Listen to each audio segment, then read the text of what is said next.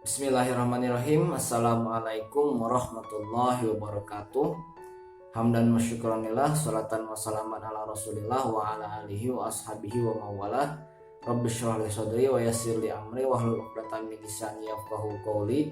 Allahumma anfa'na bima 'allamtana wa 'allimna ma yanfa'una wa zidna ilma. Anak-anak sekalian, bertemu lagi dengan Bapak di mata pelajaran Sejarah Kebudayaan Islam untuk Madrasah Aliyah di kelas 12 pada semester ganjil. Pada pertemuan yang lalu kita sudah bahas 2 bab. Yang pertama adalah tentang teori penyebaran Islam ke Indonesia, dan yang kedua kemarin sudah diujikan juga adalah bab tentang Wali Songo, peran Wali Songo dalam penyebaran Islam di Indonesia. Pembahasan tentang penyebaran Islam di Indonesia tidak bisa dilepaskan dari satu hal ini, yakni adalah peran kerajaan-kerajaan Islam di Indonesia. Karena dalam aspek politik ternyata kerajaan Islam ini sangat berpengaruh terhadap penyebaran Islam di Indonesia. Kita akan bahas kerajaan-kerajaan Islam ini per wilayah agar mudah untuk dipetakan. Kita akan bahas per wilayah. Untuk yang pertama kita akan membahas di Pulau Sumatera. Jadi kita akan bahas kerajaan-kerajaan Islam di Pulau Sumatera. Ada 4 kerajaan yang kita bahas, meskipun banyak sebenarnya ya, lebih dari 4, tapi karena berhubung waktu terbatas, kita akan bahas 4 yang penting menurut Bapak untuk kalian ketahui. Yang pertama ada kerajaan Islam Perlak. Nanti Bapak bahas juga bagaimana sebenarnya Perlak ini lahir dan kenapa tidak disebut sebagai kerajaan Islam pertama, padahal lahirnya lebih dulu daripada Samudra Pasai. Dan yang kedua tentu adalah Samudra Pasai. Ini sering sekali dibahas di pelajaran sejarah bahwa kerajaan Islam pertama adalah Samudra Pasai. Dan yang ketiga adalah kerajaan Aceh Darussalam. Nah, kerajaan Aceh Darussalam ini berkembang pada abad 16 sampai menjelang kemerdekaan. Cukup lama. Kemudian ada kerajaan Islam Malaka. Nah, kerajaan Islam Malaka ini cukup penting dipelajari juga karena membuktikan satu teori ya, bahwa ketika rajanya Islam itu mudah sekali penyebaran Islam dilakukan di wilayah Indonesia atau di wilayah Nusantara pada saat itu. Bagaimana pembahasan lebih lengkapnya tentang keempat kerajaan Islam tersebut ya, mari kita simak pembahasan kita kali ini. Baik, saat ini kita akan pelajari bab baru, yaitu tentang kerajaan Islam di Indonesia ya. Tentu Bapak yakin banyak dari kalian, terutama anak IPS ya, itu sudah mempelajari hal ini baik di SMP maupun di SMA kelas 10 atau kelas 11. Untuk di mata pelajaran SKI tentunya pembahasannya lebih spesifik ya ke penyebaran Islamnya seperti apa. Karena tentu ini berkaitan dengan sejarah bagaimana Islam itu bisa sampai di Indonesia. Langsung saja, kerajaan Islam di Indonesia yang pada pertemuan satu ini kita akan bahas tentang kerajaan-kerajaan Islam di Sumatera. Yang pertama ada kerajaan Islam Perlak. Perlak adalah sebuah daerah yang terletak di Aceh Timur. Keberadaan kerajaan Perlak diungkap oleh kitab Idharul Haq fi Mamlakatil Perlak. Dalam kitab tersebut disebutkan bahwa kerajaan Islam Perlak sudah berdiri pada 840 Masehi. Oleh karenanya Perlak merupakan kerajaan Islam tertua di Indonesia. Namun begitu, para sejarawan tidak sepakat mengenai Perlak sebagai kerajaan Islam pertama meski secara waktu lebih awal. Hal tersebut karena tidak adanya bukti sejarah yang meyakinkan seperti artefak, prasasti, makam. Bukti kerajaan Islam Perlak hanya diperoleh dari kitab Idharul Haq fi Mamlakatil Perlak yang berupa salinan, tidak diketahui kitab aslinya.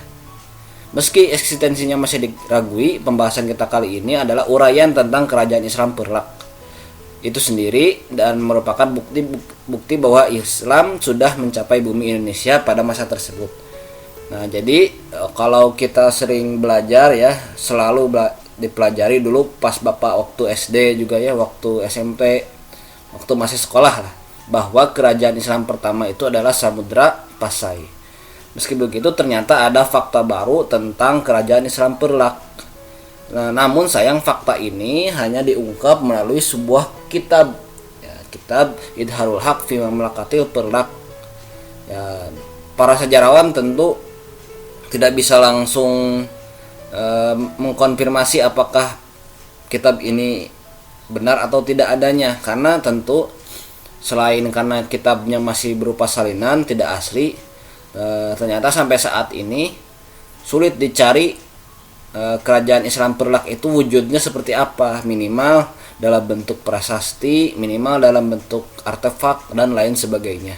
Karena tentu ini penting ya bagi para sejarawan, tidak hanya secara waktu lebih dahulu ya, tapi apakah memang kerajaan Islam Perlak ini pernah ada, ataupun ada atau apakah raja-rajanya itu beragama Islam, ya tentu ini harus menjadi persoalan. Tapi yang tentu kita bahas di sini adalah tentang eksistensi kerajaan Perlak terhadap penyebaran Islam di Indonesia. Lahirnya kerajaan Islam Perlak. Perlak merupakan sebuah daerah penghasil kayu berkualitas, utamanya untuk bahan baku pembuatan kapal. Oleh karenanya para pedagang Cina, India, Gujarat, Arab banyak singgah di wilayah Perlak. Kerajaan Islam Perlak berdiri pada 840 Masehi sampai 1292 Masehi. Cukup lama ya, hampir 4 abad. Kerajaan Islam Perlak didirikan oleh keturunan Rasulullah dari kalangan Bani Hashim. Kedatangan bangsa Arab, utamanya golongan Syiah, dilatar belakangi oleh faktor politik di mana pada masa Bani Abbasiyah Syiah mengadakan pemberontakan lalu berhasil diredam dan dengan cara diasingkan ke negeri-negeri jauh. Jadi seperti ini. Jadi disebutkan bahwa dalam kitab Idharul Haq fi Mamlakatil Perlak tersebut bahwa terdapat 100 orang lah, hampir 100 orang dai yang datang ke Perlak pada saat itu. Di antaranya yang datang tersebut adalah disebutkan bahwa itu keturunan langsung dari Rasulullah, utamanya yang memiliki aliran Islam Syiah. Kenapa Syiah? Karena pada masa Bani Abbasiyah itu Syiah itu cukup terasingkan, dalam arti ingin merebut kekuasaan tapi berhasil diredam oleh kekuasaan pada saat itu, pada masa Harun ar-Rasyid ya. Akhirnya diberi pilihan daripada dihukum dengan dibunuh, akhirnya diasingkan ke negeri-negeri jauh di sebelah timur ya. Indonesia itu kan timur ya, timurnya Arab ya. Oleh karenanya ketika diasingkan,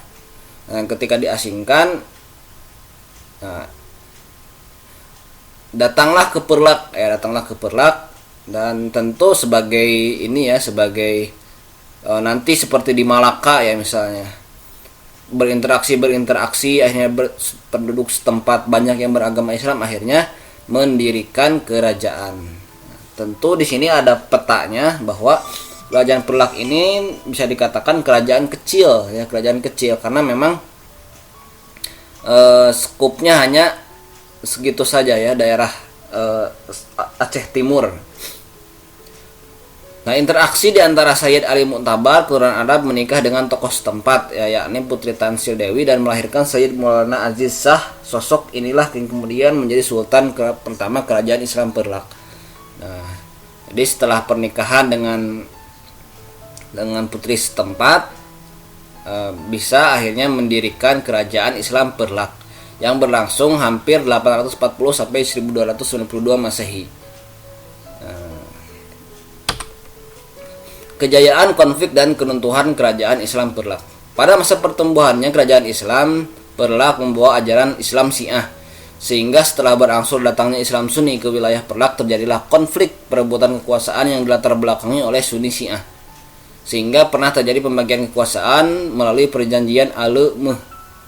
Namun Islam Perlak yang didukung oleh Syiah tidak mengalami perkembangan, bahkan berhasil dihancurkan oleh Sriwijaya. Jadi pada saat awal-awal pertumbuhannya, karena tentu konflik Sunni Syiah ini tidak hanya terjadi di Arab ya, tapi juga di wilayah-wilayah lain seperti ini di wilayah Perlak. Jadi raja pertama atau pendirinya memang memiliki aliran Islam Syiah. Tapi dengan berangsurnya datangnya orang-orang Sunni, akhirnya tentu ingin mengambil kekuasaan dari Islam Syiah, jangan sampai Islam Syiah menyebar di wilayah Nusantara pada saat itu. Akhirnya sampai konflik ini sampai 4 tahun ya. Dan akhirnya terjadilah pembagian kekuasaan ya, di satu wilayah Islam Syiah dikuasai Islam Syiah, di satu wilayah dikuasai Islam Sunni. Kerajaan Islam Perlak memiliki 19 orang raja memerintah. Masa kejayaan Islam Perlak diraih pada masa Sultan Mahdum Alaiddin Malik Muhammad Amin Shah II Johan berdaulat. Kerajaan Islam Perlak mengalami kemajuan pesat, terutama dalam bidang pendidikan Islam dan perluasan wilayahnya. Raja menikahkan anaknya Putri Ganggang Sari dengan Merah Silu atau Sultan Malik As-Soleh yang nantinya akan mendirikan kerajaan Islam Samudra Pasai. Kesultanan Islam Perlak berakhir pada Sultan ke-18 Mahdum Alaiddin Abdul Aziz Johan berdaulat, meninggal pada 1292 Masehi.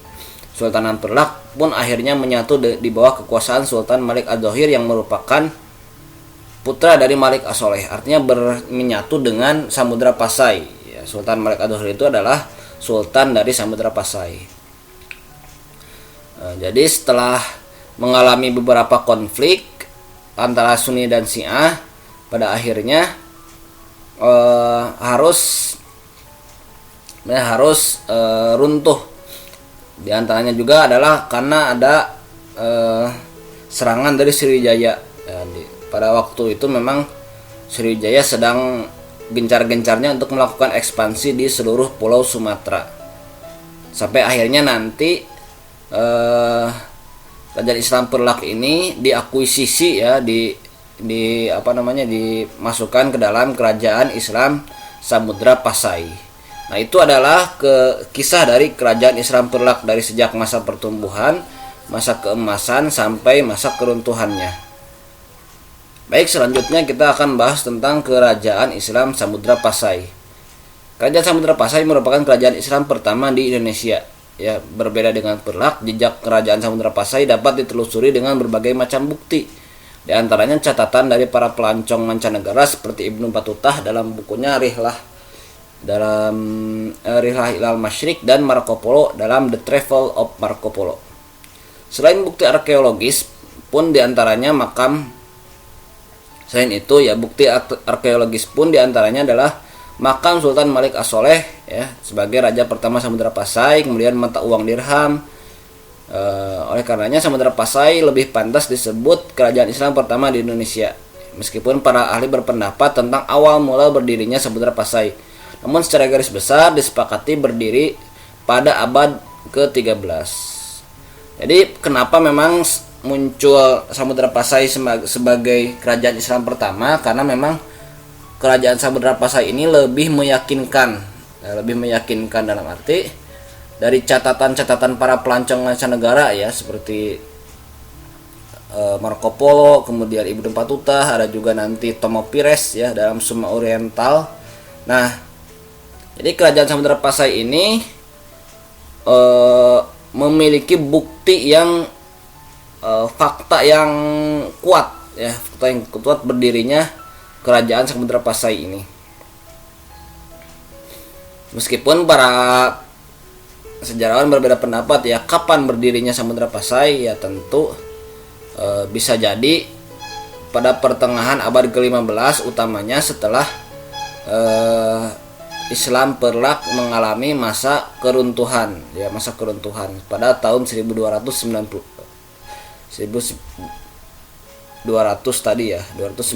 tadi.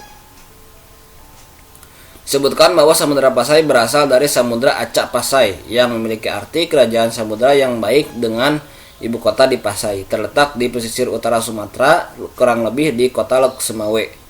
Jadi memang Samudra Pasai ini sangat di utara sekali ya, di ujung Indonesia ya, di atas sekarang di Lok Semawe. Ibnu Battuta menggambarkan Samudra Pasai sebagai sebuah negeri yang hijau dengan kota pelabuhannya yang sangat besar dan indah. Marco Polo menyebutkan pada persinggahannya di tahun 1292 sudah terdapat sebuah kerajaan Islam bernama Samudra Pasai. Tomo Pires pernah menetap di Malaka 1512 sampai 1515 menyebutkan bahwa Pasai adalah kota terpenting untuk seluruh Sumatera pada zamannya. Lanjut. Dinamika Samudra Pasai disebutkan bahwa kerajaan Islam Samudra Pasai merupakan hasil penaklukan Nazimuddin Al-Kamil, seorang utusan dinasti Fatimiyah di Mesir. Hal tersebut tidak terbelakangi oleh dinasti Fatimiyah yang ingin menguasai perdagangan di Selat Malaka. Dinasti Fatimiyah adalah dinasti Islam beraliran Syiah. Oleh karenanya disebutkan pada awal mula Merah Silu atau Sultan Malik As-Soleh yang menjadi Raja Samudra Pasai pun menganut aliran Islam Syiah. Namun dinasti Fatimiyah mampu ditaklukkan oleh Salahuddin Al-Ayyubi yang beraliran Sunni bermadzhab Syafi'i. Oleh karenanya terdapat utusan Syekh Ismail dan Fakhir Muhammad yang membujuk Merah Silu agar beralih menganut Islam aliran Sunni. Malik As-Soleh menerima hal tersebut dan mengamalkan Islam Sunni bermadzhab Syafi'i. Jadi pada awalnya disebutkan bahwa Samudra Pasai ini merupakan hasil penaklukan dari orang-orang Islam dari dinasti Fatimiyah di Mesir. Jadi dulu pada masa dinasti Abbasiyah terakhir ya, menjelang ini setelah perang salib ya, nah itu memang Selat Malaka ini termasuk daerah yang ingin ditaklukkan juga, ingin banyak ditaklukkan oleh negeri-negeri lain. Maka datanglah ke Indonesia dan akhirnya mendirikan awal mula nanti yang menjadi cikal bakal dari Samudra Pasai. Maka tidak mengherankan karena dinasti Fatimiyah itu Islam Syiah, maka Merah Silu atau Sultan Malik As-Soleh itu pada awalnya beraliran Islam Syiah juga. Meskipun setelah nanti dinasti Fatimiyah ditaklukkan oleh Salahuddin Al-Ayyubi, akhirnya dibujuk untuk masuk aliran Islam Sunni ya, utamanya bermadhab Syafi'i. Sultan Malikus As-Saleh wafat digantikan oleh anaknya Sultan Malikud Zahir. Pada masanya kerajaan Samudra Pasai berkembang pesat dan mengalami masa kejayaan. Menurut Ibnu Battuta, Sultan Malik Az-Zahir merupakan raja yang sangat tertarik ilmu pengetahuan dan sempat menjadikan istana sebagai pusat studi Islam antara para ulama dan elit istana. Ibnu Battuta menyebut bahwa Malik Az-Zahir merupakan salah satu dari tujuh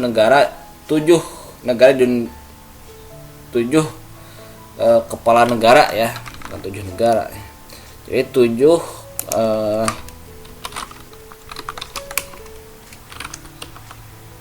raja yang memiliki kemampuan luar biasa dengan kepribadian yang kuat dan rendah hati.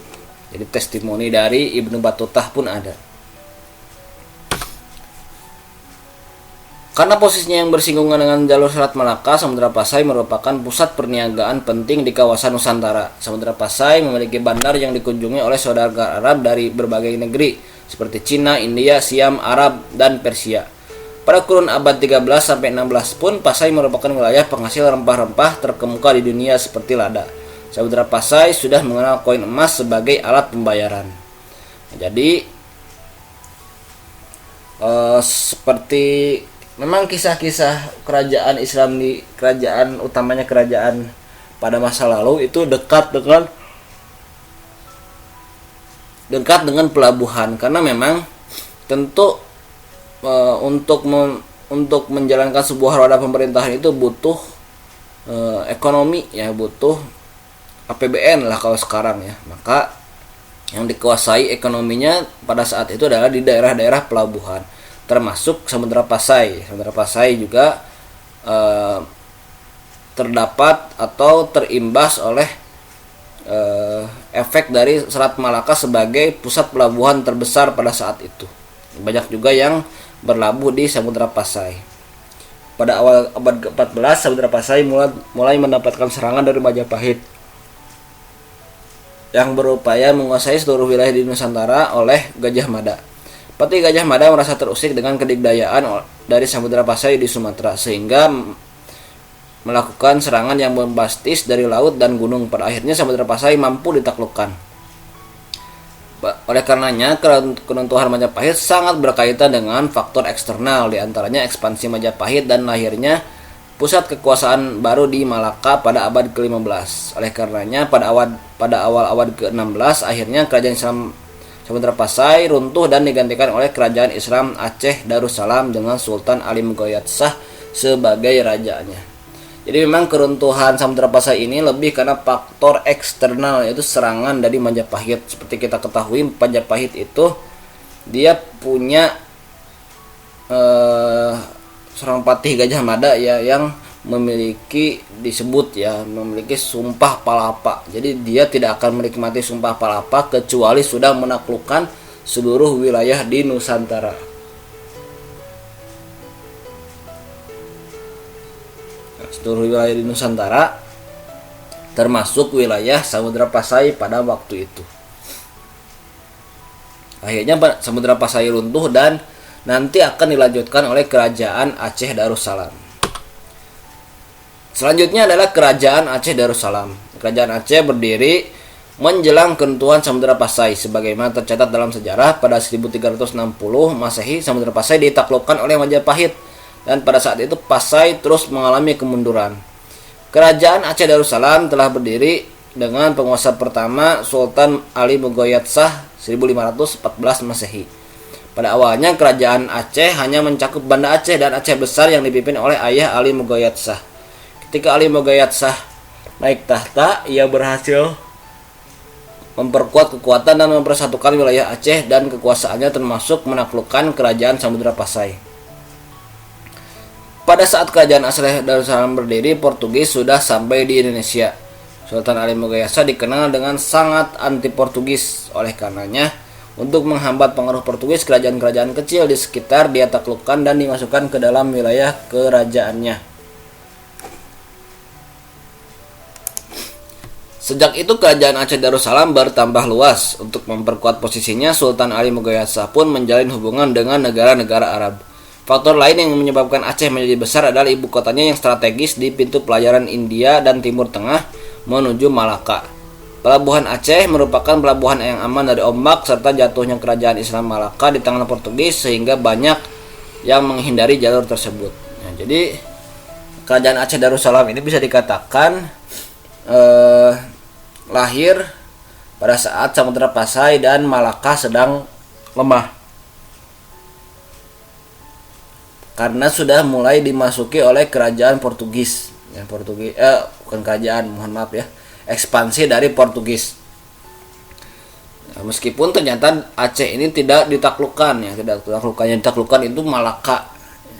Karena Malaka ditaklukkan, Samudra Pasai runtuh, akhirnya ini menjadi rahmat tersendiri ya, menjadi keuntungan tersendiri bagi kerajaan Aceh Darussalam yang dipimpin oleh Ali Mughayat Shah.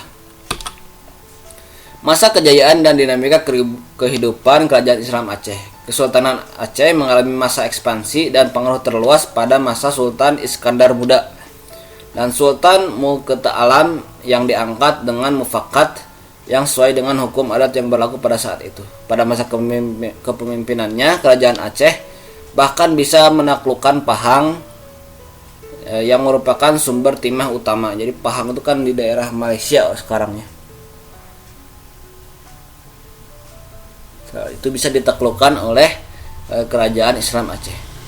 Selama 29 tahun masa pemerintahan Sultan Iskandar Muda, ia telah berhasil menekan perdagangan orang-orang Eropa dan menerobos jalur perdagangan Portugis dari Selat Malaka sampai ke Teluk Persia, dan ia merupakan wilayah kekuasaannya sampai sebagian pulau Sumatera kecuali Lampung dan Bengkulu. Jadi sangat luas memang kerajaan Islam Aceh ini ternyata, meskipun ya sudah Belanda Portugis itu sudah masuk ya. Hal ini bertambah baik pada perkembangan dan penyebaran agama Islam di Nusantara ya, seperti tadi Bapak bilang di awal pembahasan kita tentang kerajaan Islam ini, bagaimana tentang penyebaran Islam di Indonesia sampai kita benar-benar menikmati Islam pada saat ini. Sultan Iskandar Muda berhasil menanamkan jiwa keagamaan yang tinggi pada masyarakat Aceh, sehingga pada masa pemerintahannya Aceh melahirkan banyak ulama-ulama yang mampu menyebarkan Islam khususnya di Nusantara. Ulama tersebut adalah Hamzah Fansuri, Syekh Abdul Rauf As-Singkili, dan Nuruddin Ar-Raniri. Jadi ini akan kita singgung ya tentang beberapa tokoh ini. Masa keruntuhan Aceh Darussalam ya, Aceh banyak memiliki komoditas dan yang diperdagangkan diantaranya minyak tanah dari Deli, belerang dari Pulau Weh, Gunung Sewah, Sulawah, kapur dari Singkil, kapur barus, dan emas di pantai barat Sutra di Banda Aceh. Adapun faktor-faktor yang menyebabkan keruntuhan Aceh antara lain adalah ketiadaan raja yang memiliki kapasitas untuk mengendalikan wilayah kerajaan Aceh Darussalam. Ini mungkin faktor internal ya. Jadi kurang kaderisasi ya, sehingga yang melanjutkan adalah orang yang tidak mempunyai kapasitas. Banyak daerah yang mulai melepaskan diri karena tidak ada pemimpin yang dianggap mampu mempersatukan seperti Sultan Iskandar Muda. Jadi memang sosok yang mampu mempersatukan itu sangat dibutuhkan. Perdagangan Selat Malaka yang mulai mundur karena dikuasai oleh Belanda. Jadi beberapa pusat perdagangan itu mulai ditaklukkan oleh Belanda, sehingga tentu pengaruh kerajaan Aceh Darussalam itu berkurang. Kemudian terjadinya perebutan kekuasaan sehingga terjadi perpecahan di kalangan internal. Kemudian menguatnya kekuasaan Belanda sehingga mampu mencaplok beberapa wilayah Aceh Darussalam, diantaranya Minangkabau, Siak, Tapanuli, Mandailing, dan lain sebagainya. Jadi ini tidak bisa dilepaskan dari faktor internal dan faktor eksternal. Ya, faktor internalnya tadi ya, antara ada konflik ya, ada kapasitas raja yang tidak mumpuni. Dan ada juga faktor eksternal, yaitu ekspansi dari Belanda. Selanjutnya adalah kerajaan Islam Malaka. Ya, letak kerajaan Malaka berada di Pulau Sumatera, berada di dan Semenanjung Malaka. Kerajaan Islam ini memiliki ibu kota di Malaka dan Malaysia. Jadi memang bisa dikatakan untuk Malaka ini dikisahkan oleh dua negara ya, maka kita disebut dengan Malaysia itu negara serumpun, karena memang bisa dikatakan beberapa kerajaan Islam di Sumatera itu banyak memiliki kekuasaan Islam di Malaysia. Begitupun nanti Johor itu punya kekuasaan Islam di daerah Sumatera. Pada masa kejayaannya, Malaka memiliki kontrol atas semenanjung tanah Melayu ya, Petani, Ligor, Kelantan, Terengganu, dan sebagainya. Daerah Kepulauan Riau, pesisir timur utara, Sumatera bagian tengah, Brunei, dan Sarawak, Tanjung Pura. Sedangkan daerah yang diperoleh melalui diplomasi dengan Majapahit ada Indragiri, Palembang, Pulau Jemaja, Tambelan, Siantan, dan Bunguran. Kerajaan Malaka saat ini termasuk wilayah negara Malaysia. Namun Malaka memainkan peran penting dalam pertumbuhan Islam di Indonesia. Jadi kenapa kita bahas meskipun secara faktual itu ibu kotanya ada di Malaysia, karena memang peran penting dalam perkembangan Islam di Indonesia. Ya, Malaka didirikan melalui 2 kali kekalahan dalam perang yang dialami oleh pendirinya Prameswara. Ia merupakan pangeran dari Majapahit yang terasingan akibat kalah dalam perang Paragreg ya, yang memperebutkan tahta Majapahit. Jadi Kalau kita belajar sejarah Majapahit itu kan di akhir keruntuhannya itu ada perang saudara, namanya perang Paragreg ya. Paragreg atau Paragreg ya. Mohon maaf kalau salah penyebutannya. Jadi memang perang ini berakibat beberapa patihnya, beberapa adipatinya itu lari ke wilayah lain, termasuk Prameswara yang lari ke daerah Tumasik atau sekarang Singapura. Namun tak lama berselang kerajaan ini pun mampu dikalahkan lagi oleh Majapahit. Prameswara kemudian melarikan diri ke wilayah pesisir Malaka dan mendirikan kerajaan di Semenanjung Malaka yang kemudian dikenal sebagai Kerajaan Malaka. Lalu apakah Islamnya di mana dong, Pak? Karena tadi beliau adalah awalnya dari Hindu. Nah, kita akan bahas sekarang dinamika kerajaan Islam Malaka. Daerah Malaka merupakan pelabuhan dari bangsa-bangsa hebat seperti Gujarat, Arab, Tiongkok. Pembangunan pelabuhan inilah yang menjadi cikal bakal kejayaan dari kerajaan Malaka. Kedatangan pedagang Arab dan Gujarat membawa suasana keislaman di Malaka semakin kental sehingga pada akhirnya Prameswara masuk Islam pada tahun 1414 Masehi dan mengganti namanya menjadi Iskandar Shah, serta menjadikan Malaka sebagai kesultanan kedua saat itu setelah Samudra Pasai. Jadi memang ini termasuk dakwah politik ya, jadi mengislamkan rajanya. Nah, jadi Malaka memang didirikan ketika Prameswara dalam beragama Hindu, tapi dengan interaksi dengan banyak pedagang Islam, Arab, kemudian beberapa penduduk lokal yang sudah masuk Islam, akhirnya beliau pun masuk Islam dan mengganti nama menjadi Iskandar Shah. Malaka berkembang menjadi pusat perkembangan agama Islam di Asia Tenggara hingga mencapai puncak pada masa kerajaan pemerintahan Sultan Mansur Shah. Kebesaran Malaka ini berjalan seiring dengan perkembangan agama Islam. Negara-negara yang berada di taklukan Malaka banyak yang memeluk agama Islam. Untuk mempercepat penyebaran Islam, banyak pula dilakukan perkawinan antar keluarga. Malaka juga disebut memiliki banyak tentara bayaran dari Jawa yang berdiam diri di Malaka, kemudian masuk Islam. Oleh karenanya penyebaran Islam secara meluas di tanah Jawa pun disebutkan meluas di tanah Jawa. Disebutkan bahwa beberapa wali songo pun pernah berguru di Malaka. Ya, kalau tidak salah Sunan Giri ya, Sunan Kalijaga itu juga termasuk, Sunan Bonang ya, itu termasuk yang pernah belajar di Malaka. Jadi memang sangat besar pengaruhnya nanti terhadap penyebaran Islam di Indonesia. Keruntuhan kerajaan Islam Malaka. Malaka memungut pajak penjualan bea cukai barang-barang yang masuk dan keluar sehingga memiliki pemasukan yang banyak bagi negara. Raja maupun pejabat-pejabat penting memperoleh upeti dan persembahan dari para pedagang yang menjadikan mereka kaya raya.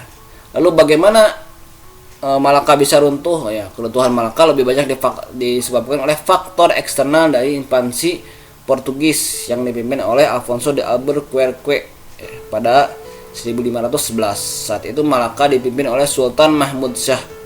Sebagai sesama kerajaan Islam, ya, perlawanan terhadap Portugis pun dibantu oleh kerajaan Islam Demak ya, oleh Adipati Unus. Namun justru beliau gugur, akhirnya kerajaan Islam Malaka runtuh dan hanya bertahan 1 abad setelah takluk dari Portugis.